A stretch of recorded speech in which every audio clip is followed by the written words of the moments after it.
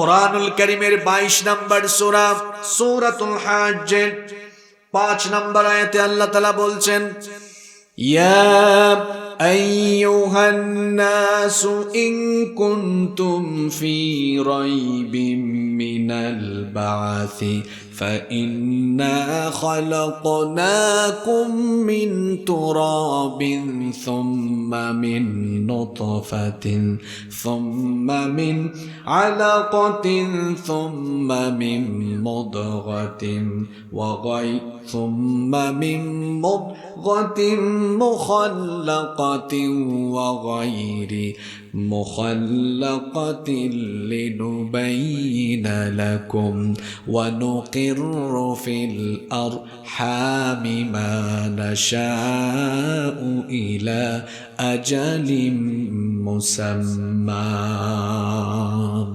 আল্লাহ তাআলা বলছেন, হে মানুষ, তুমি মরার পরে তোমাকে আবার জীবিত করা হবে। এই বিষয়ে তোমার যদি সন্দেহ হয় তাহলে তুমি শোনো, তুমি তো একটা সময় কিছুই ছিলে না।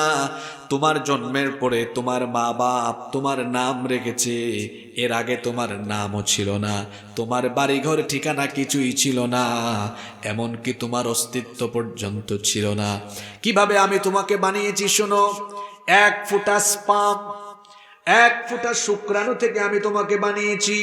ওই নাপাক পানি ফুটাকে আমি তোমার মায়ের গর্ভের ভেতরে ফি করারিম মাকিন, সুরক্ষিত জায়গায় রেখেছি। অতঃপর সেই শুক্রাণুকে আমি জমাট বাঁধা রক্তে পরিণত করেছি। এরপরে সেই জমাট বাঁধা রক্তকে আমি গোশতপিণ্ড বানিয়েছি। অতঃপর সেই গোশতপিণ্ডকে আমি বড় একটা হাড্ডিতে রূপান্তর করেছি।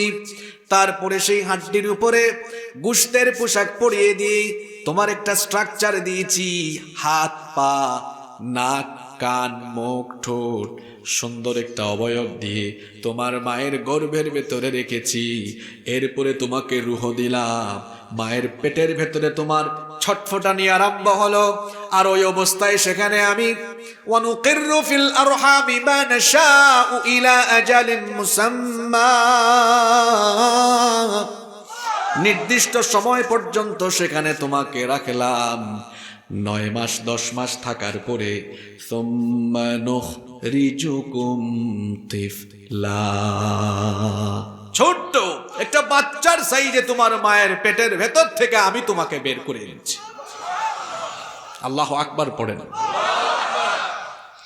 এবার আল্লাহ আপনাকে প্রশ্ন করছেন, বান্দা, তুমি মরে যাওয়ার পরে তোমার শরীরের পার্টস গুলা যখন আলাদা হয়ে যাবে, হাত পা হাড্ডি গুড্ডি সব যদি ছিন্ন বিচ্ছিন্ন হয়ে যায়, আর তুমি যদি সন্দেহ করো কেমনে আল্লাহ আমাকে সব জোড়া লাগায়া আবার জিন্দা করবেন, আল্লাহ এবার সূরা কিয়ামার 40 নম্বর আয়াতে আপনাকে বলছেন, বান্দারে, যেখানে তুই এক ফোঁটা নাপাক পানি ছিলি, সেখান থেকে যদি এত সুন্দর করে বানিয়ে তোকে আমি দুনিয়া দেখাতে পারি, আলাইসা যালিকা বিকাদিরিন আলা আইয়ুহইয়াল মাউতা। তো তোর মতো বান্দা আর তোর মতো বান্দি মরে গেলে আমি বুঝি তোকে আবার পুনরুজ্জীবন আবার জীবিত করতে পারবেন না? আরো জোরে বলেন, পারবেন না? আমার হাতে এটা কি? এটা নষ্ট হয়ে গেলে মোবাইলের দোকানে কারিগরকে দিলেন, ভাই এটা ঠিক করে দেন। কারিগর কি করলো? এটা খুলে ফেললো। খোলার পরে একদম মোবাইলের ভেতরের সব পার্টস গুলো আলাদা করলো। আপনি তো আর মোবাইলের মিস্ত্রি, মোবাইলের কারিগর না। আপনিটা দেখলে আপনার মাথা হ্যাং করবে, কি ব্যাপার, সব দেখি খুলে ফেললো। কাজ করে আবার সব জিনিস জোড়া লাগাইয়া কয় নেন আপনার মোবাইল। এই যে মাইকের অপারেটর আছে না, সে তার মেশিনগুলো, এই যে হরন ইউনিট লাইন মনিটর মিক্সার তার এভরিথিং যা যা আছে এগুলো কি সব ওখান থেকে লাগাইয়া আনছে নাকি এখানে এনে লাগাইছে? কালকে সকালে দেখবেন সব আবার খুলে ফেলবে, খুলে ফেলে এগুলো আবার নিয়ে যাবে পরবর্তী প্রোগ্রামে, নিয়ে আবার তারা এগুলো লাগাবে। তো এই যে কোনো জিনিস খোলা ফিটিংস, মানুষ কত কিছু করছে। গাড়ির গ্যারেজে গিয়ে দেখবেন, মোটর সাইকেলের গ্যারেজে, তারপরে প্রাইভেট কারের গ্যারেজে বা বিভিন্ন বড় বড় গাড়ির গ্যারেজ, সব খুলে ফেলে মিস্ত্রিরা, কাজ করে আবার লাগাই ফেলে। তো এই যে একটা জিনিসকে খুলে আবার জোড়া লাগাই দেয়, এই মানুষটার মাথায় জ্ঞান দিয়েছেন কে?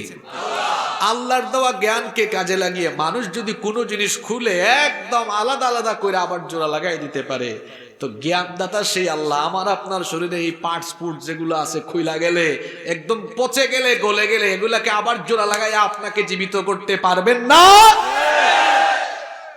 তো যদি পারেনি এই বিশ্বাস হয়, এশার নামাজ কোথায় গেল?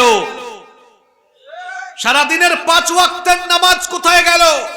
যদি আল্লাহ আবার জীবিত করে হিসাব চাইবেন এই ভয় থাকতো, তাহলে সুদের কারবার আপনার কমে না কেন? ঘুষ খাওয়ার মন চায় কেন আপনার? বুঝা গেল আমার ভেতরে পরকালের ভয়। পরকাল অবিশ্বাসী লোকগুলো কিয়ামতের মাঠে হাজির হবে। আল্লাহ বলছেন, ফা ইন্নামা হিয়া জাজরাতুন ওয়াহিদাতুন ফাইদা হুম কিয়ামুন ইয়ানজুরুন। সিংহাসনের মাধ্যমে সব লন্ডভন্ড হয়ে যাওয়ার পরে তারা কিয়ামতের ময়দান দেখবে। কিয়ামতের ময়দানে পরকাল অবিশ্বাসী লোকেরা আফসোস করে বলবে, ওয়াকালু ইয়া ওয়াইলানা হাযা ইয়াউমুদ্দিন। আফসোস, এটা তো সেই বিচার দিবস যার কথা দুনিয়াতে নবীরা এবং নবীদের ওয়ারিস উলামারা ওয়াজ করে করে বুঝিয়েছে, বুঝি নাই আমি। আফসোস, এখন তো দেখি সেই বিচারের মাঠে আমি আছি। আল্লাহু আকবার।